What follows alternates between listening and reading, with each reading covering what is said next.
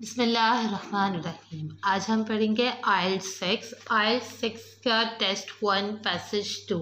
Passage 2 क्या है? Delivering the goods. जब आप कोई भी पैसेज करने लगते हैं तो सबसे पहले हमारा रूल क्या होता है कि हम उसका टॉपिक पढ़ लें। जब हम किसी भी चीज़ का टॉपिक पढ़ते हैं तो हमारा मकसद यही होता है कि हम वो टॉपिक इस तरह पढ़ें कि हमें ये पता चले कि उस टॉपिक में आखिर डिस्कस किया ही क्या गया है। जब आप कोई भी टॉपिक की जब आप हेडिंग पढ़ते हैं तो उस हेडिंग से आपको इतना तो अंदाज़ा हो जाता है कि इस टॉपिक में आखिर किस बात के बारे में डिस्कस किया गया है। जैसे अब यहाँ पर डिलीवरिंग द गुड्स का मतलब है कि आप किसी चीज़ के प्रोडक्ट्स, किसी चीज़ की डिलीवरी की बात की जा रही है। आज हम इसमें डिफ़ाइन करेंगे आपके लिए 14 to 17 क्वेश्चंस को। इस क्वेश्चन टाइप को आप लिस्ट ऑफ हेडिंग की दूसरी टाइप भी कह सकते हैं। आप सबसे पहले कोई भी क्वेश्चन जब सॉल्व करने लगते हैं तो आपने सबसे पहले उसके जो इंस्ट्रक्शन आपके लिए दी गई होती है आपने वो पढ़नी होती है। अब इसमें आपके लिए इंस्ट्रक्शन ये दी गई है कि आप reading passage 2 has 9 paragraph AI, यानी A से लेके I तक उन्होंने आपके पास 9 पैराग्राफ दिए हुए हैं। उन 9 पैराग्राफ में से आपने इसको सॉल्व करना है। कौन सा पैराग्राफ आपकी ये लाइंस में से आपका आंसर रखता है, आपने ये सॉल्व करना है। उसके अलावा उन्होंने आपसे कहा कि इनकी क्वेश्चन, यानी ये जो 4 क्वेश्चन उन्होंने आपको 14 to 17 दिए हैं, इन क्वेश्चंस को पढ़ के आपने ये अंदाज़ा लगाना है कि ये वाली इंफॉर्मेशन कौन से पैराग्राफ में दी गई है और किस तरह दी गई है। ज़रूरी नहीं है कि आपको उन्होंने सेम टू सेम बात की हो या एग्जैक्टली वर्ड्स दिए हों, ऐसा कभी नहीं होता आइल्स में, क्योंकि आपके पास जब भी आप कोई रीडिंग को सॉल्व करेंगे तो आप उसको सिनोनिम की हेल्प से ही सॉल्व कर सकते हैं। अगर आप ये कहें कि आप एग्जैक्टली वर्ड आपको मिले तो आपको एग्जैक्टली वर्ड्स इसमें नहीं मिलेंगे। आपने नॉर्मली कोशिश ये करनी है कि आप उस सेंटेंस को समझने की कोशिश करें कि उस सेंटेंस में आखिर आपसे बात की क्या गई है और उस सेंटेंस का पूरी तरह मतलब सबसे पहले आप अंडरस्टैंडिंग करें। आपके पास ये क्वेश्चन है, आप इस क्वेश्चन पर एटलीस्ट 1 मिनट लगाएं और इस 1 मिनट को लगाकर पूरी तरह फोकस करके इस क्वेश्चन को पढ़ें कि आया इस क्वेश्चन में आपके लिए उन्होंने बोला क्या है। अब जैसे यहाँ पर सवाल है कि suggestion for improving trade in the future, उन्होंने कहा यहाँ पर आपके कीवर्ड्स क्या हैं? सजेशन, इम्प्रूविंग ट्रेड और इन द फ्यूचर। सजेशन क्या दी गई आपको ट्रेड को इम्प्रूव करने में एक फ्यूचर में, और एक नॉर्मल यहाँ पर एक हिंट है फ्यूचर। आप नॉर्मली देखें, अगर आप कोई स्टोरी या कोई भी हम पैसेज पढ़ने लगते हैं तो अगर कहीं फ्यूचर की बात आ रही है तो ये एक नॉर्मल, एक कॉमन सेंस की भी बात कह सकते हैं आप कि फ्यूचर का जिक्र ज़्यादातर नहीं बल्कि हमेशा ही लास्ट में किया जाता है। तो ये आपके पास एक ट्रिक हो गई। अगर ये लाइन जो उन्होंने आपको दी है और आपको इसका आंसर सर्च करना है तो अगर हम पूरे पैसेजेस पढ़ने के बजाय डायरेक्टली लास्ट पैसेज को सबसे पहले पढ़ के देखें तो शायद हमें उसका आंसर पहले ही मिल जाए। जैसे यहाँ पर उन्होंने आपको क्वेश्चन कहा, a suggestion for improving trade in the future.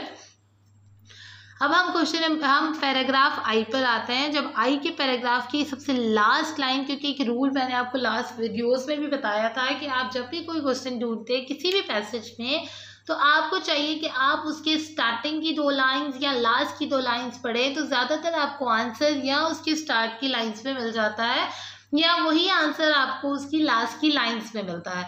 आप अगर नॉर्मली कोशिश ये करें, जैसे यहाँ फ्यूचर की बात की गई है, तो मेरे ज़ाती ख्याल में या फिर आप भी ये बात एग्री करेंगे कि आपको इसका आंसर लास्ट में मिलना चाहिए।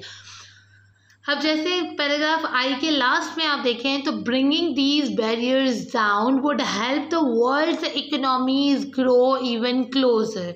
जब आपने, अगर आपका क्वेश्चन पढ़ा है, उसको अंडरस्टैंड किया है पूरी तरह, आपने उसको अपने फिंगर टिप्स पे ले आए हैं, यानी आपने 1 मिनट अपना उस पर लगाया है, तो आप ये कोशिश करेंगे कि अब आपको इसके सिनोनियम मिल जाए और आपका आंसर आपको क्लैरिफाई हो जाए। यहाँ पर जैसे उसने कहा ब्रिंगिंग दीज बैरियर्स डाउन, तो ब्रिंगिंग यानी लेना, इन बैरियर्स डाउन को ब्रिंग करके आप इन्हें डाउन करें, तो ये वो आपके लिए एक सजेशन दे रहे हैं आपको। वुड हेल्प, हेल्प का मतलब वो आपको मदद करेगी। किस में मदद करेगी? फ्यूचर में मदद करेगी। उसके बाद उन्होंने कहा the world economies grow even closer. The world economies यानी हमारी इकोनॉमी जो है वो बेहतर हो सकती है। इवन क्लोजर का मतलब है इम्प्रूविंग ट्रेड। आपके तीनों ही वर्ड जो क्वेश्चन में थे वो यहाँ क्लेरिफाई हो रहे हैं। इसी तरह ये इसका आंसर आई है। और एक बात याद रखिएगा, कभी भी आपके पास रीडिंग में इतना टाइम नहीं होता कि आप पूरी रीडिंग को पॉइंट पॉइंट पढ़ें या एक एक वर्ड पढ़ के आप उसको अपने आप को समझाएं और आप ये चाहें कि आपको ये सारी चीज़ इतनी क्लियरली समझ आ जाए। ये ऐसा नहीं होता। आपने नॉर्मली इसको स्किम मेथड के जरिए आंसर को डिटेक्ट करना होता है। जब आपने क्वेश्चन पढ़ लिया है तो आप उसके सिनोनिम्स को सर्च करके उसके आंसर्स को डिडक्ट करेंगे और इसी तरह उसका आंसर आपको मिल जाएगा। इसी तरह जब आप क्वेश्चन नंबर 2 पर आएंगे तो यहाँ सवाल क्या लिखा है, the effects of the introduction of electronic delivery. अब आपने इलेक्ट्रॉनिक डिवाइसेस तो पढ़ी हैं। अब इलेक्ट्रॉनिक डिवाइस में हमारे पास मोबाइल, कंप्यूटर ये सब आता है, लेकिन यहाँ लिखा है इलेक्ट्रॉनिक डिलीवरी। अब नॉर्मल देखें तो डिलीवरीज जो हम करते हैं वो ज़्यादातर हम डोर टू डोर करते हैं, या और करता कौन है, इंसान। लेकिन यहाँ पर बात की गई है इलेक्ट्रॉनिक डिलीवरी की। जब इलेक्ट्रॉनिक डिलीवरी की बात की गई है तो आप ये से इस तरह समझ सकते हैं कि अगर हमें कोई अपना मैसेज देता है और कहता है कि ये पैगाम हमारा दूसरे बंदे तक पहुँचा दें, तो हम वो पैगाम ज़्यादातर अब क्या करते हैं कि फ़ोन कॉल्स करते हैं और उसका वो पैगाम उस दूसरे बंदे तक पहुंचा देते हैं।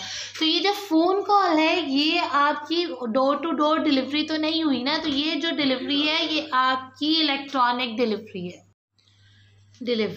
इलेक्ट्रॉनिक डिलीवरी क्या होती है? इलेक्ट्रॉनिक डिलीवरी जो कि आपको मैंने बता दिया है कि इलेक्ट्रॉनिक डिलीवरी जैसे कोई बंदा अगर हमें अपना पैगाम दे रहा है और हम उसे ट्रांसफ़र कर रहे हैं फ़ोन के थ्रू, तो उसे इलेक्ट्रॉनिक डिलीवरी आप कह सकते हैं। इसी तरह आप ये क्वेश्चन नंबर 15 को सर्च करने के लिए हम आज पूरे उसमें देखें तो जहाँ पर भी कोई टेलीफोन की बात की जा रही है या फिर कोई इलेक्ट्रॉनिक कन्वर्सेशन टाइप की बात की जा रही है, कोई वेब की बात की जा रही है, कोई ऐप की बात की जा रही है, वहाँ पर उस पैराग्राफ को सर्च करेंगे। जैसे ये पैराग्राफ F में आप देख सकते हैं, उन्होंने लिखा है computer software can be exported without ever loading it onto a ship simply by transmitting it over telephone lines। ये जो टेलीफोन लाइंस उसने कहा, और ट्रांसमिटिंग का मतलब होता है ट्रांसफ़र करना, ट्रांसमिटिंग इट ओवर किसके थ्रू? टेलीफोन लाइंस के थ्रू। ये टेलीफोन लाइंस क्या है? Electronic delivery. और इसी तरह जब इसे आप मज़ीद देखेंगे तो उन्होंने foreign rates and cargo handling schedules become insignificant factor to deciding where to make the product. Freight rates और कार्गो हैंडलिंग शेड्यूल जो हैं वो पर इनसफिशेंट फैक्टर है आपको डिसाइड करने में कि कहाँ से where to make the product बनेगा। तो ये क्या है? इसके इफ़ेक्ट्स हैं। तो इस तरह आप देख सकते हैं कि the effects of the introduction of electronic delivery, effects भी उन्होंने आपको बता दिए। Introduction of electronic delivery telephone lines करके उन्होंने क्लियर कर दिया। तो इसका आंसर क्या है? F। और फर्स्ट का आंसर क्या था? I। इसी तरह आप नेक्स्ट क्वेश्चन पर आएंगे तो नेक्स्ट क्वेश्चन में उन्होंने क्या लिखा है? द सिमिलर कॉस्ट, यानी कि एक जैसा होना, सिमिलर कॉस्ट इन्वॉल्व शामिल है इन ट्रांसपोर्टिंग अ प्रोडक्ट। सबसे पहले हर सवाल को पढ़ते हुए आपने उसको तोड़ के उसका एक एक लफ्ज़ समझ के उस सवाल को बहुत अच्छी तरह पहले समझ लेना है। The similar cost involve in transporting a product from abroad और फ्रॉम अ लोकल सप्लायर।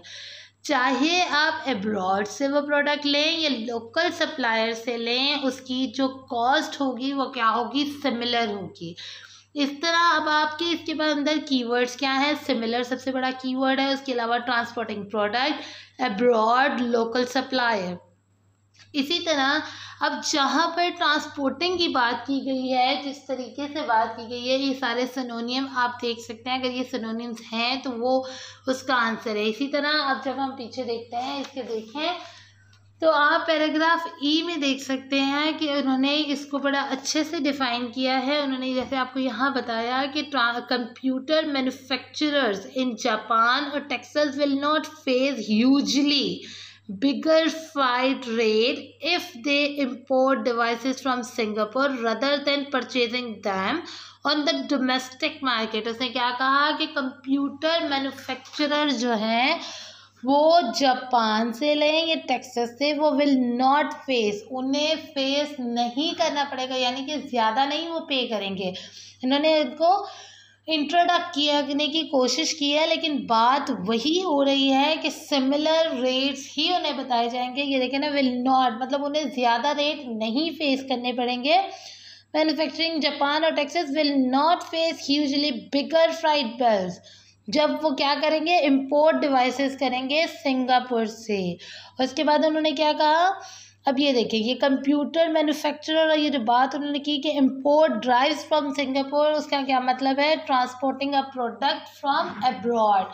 अब सिंगापुर से जो इंपोर्ट कर रहे हैं उसका मतलब आपको समझ आ गया कि transporting a product from abroad, ये एग्जैक्टली उसका सिनोनियम आ गया। इसी तरह आप rather than purchasing them on the domestic market, ये जो डोमेस्टिक मार्केट है ये क्या है, लोकल सप्लायर है। इस तरह आपको सारे कीवर्ड्स मिल गए, तो इसका आंसर क्या है, ई। इसके अलावा भी मैं पूरी कोशिश करती हूँ कि आपको एक एक लफ्ज़ समझाऊँ, लेकिन अगर फिर भी आपका कोई वर्ड ऐसा हो जो ना समझ आए या आपको कोई प्रॉब्लम हो इसको क्लेरिफाई होने में या आपको अंडरस्टैंड करने में कोई मसला है, तो आप मुझे इनबॉक्स ज़रूर कर सकते हैं और आप मेरा चैनल सब्सक्राइब करें, मैं आप और बेल आइकॉन दबा दें ताकि आपको मेरी अगली आने वाली सारी वीडियोस मिल सकें। इस वीडियो को कंप्लीट करते हैं अपने लास्ट क्वेश्चन से। आपका लास्ट क्वेश्चन में क्या पूछा गया, उन्होंने कहा the weakening relationship between the value of goods and the cost of their delivery. यहाँ पर क्या है, वीकनिंग रिलेशनशिप किसके दरमियान, वैल्यू ऑफ गुड्स के दरमियान और डिलीवरी के कॉस्ट की। अब आपने इसमें इसके कीवर्ड्स मेंशन किए हुए हैं, आपने कीवर्ड्स को अंडरलाइन कर लिया और इसमें आपने क्या डिफाइन करना है, रिलेशनशिप आपने किसके दरमियान, वैल्यूज़ ऑफ गुड्स के दरमियान की रिलेशनशिप को आपने इसको क्लेरिफाई करके इसको अंडरस्टैंड कर लिया है। इस क्वेश्चन को सबसे पहले आपने अंडरस्टैंड करना है, फिर इसको आप डिफाइन बेहतर तरीके से कर सकते हैं और बेहतर तरीके से समझ भी सकते हैं। आप पैराग्राफ डी में देखें, हमने कहा countries still trade disproportionality with their geographic neighbors. Over time, however, world output has shifted into goods. World output किस पे shift हो रहा है, goods में, whose worth is unrelated to their size or weight. उसकी जो worth है वो बिल्कुल unrelated है size और उसके weight से। बिल्कुल unrelated होने का क्या मतलब है कि the relation उसके जो unrelated है वो बिल्कुल whole here good whose worth is unrelated to the size and the weight. The price of some good does not match with their size and weight. उसका जो प्राइस है, जो सम गुड, कुछ गुड्स की जो प्राइस है वो आपस में मैच नहीं करती उसके साइज और वेट से। इसी तरह उन्होंने मज़ीद इसको आगे डिफाइन किया है, today it is finished manufactured product that dominate the flow of trade and thanks to technological advances such as lightweight components, manufactured goods themselves have tended to become lighter and less bulky. As a result, less transportation is required for every dollar's worth of import or export. ये जो उन्होंने आपसे यहाँ बात की है ना कि less transportation is required for every dollar worth of import or export, इसका मतलब है कि the relationship between value of good and their transportation cost is becoming weak. इस तरह इसका आंसर डी है, क्योंकि इसके सारे सिनोनियम इससे कोरिलेट कर रहे हैं और सारे आंसर्स इसके मैच कर रहे हैं। इस तरह मैंने पूरी कोशिश की है कि आपको ये वाले सवाल की टाइप बिल्कुल क्लियर समझ आ गई होगी। मुझे उम्मीद है आपको मेरे समझाने का अंदाज सब समझ आया होगा। उसके बावजूद भी अगर आपको कुछ नहीं समझ आया तो आप मेरे चैनल को ज़रूर सब्सक्राइब करें, मुझे इनबॉक्स करें, मैं आपके हर क्वेश्चन का आंसर दूंगी। आज के लिए इतना काफ़ी है। अल्लाह हाफ़िज़।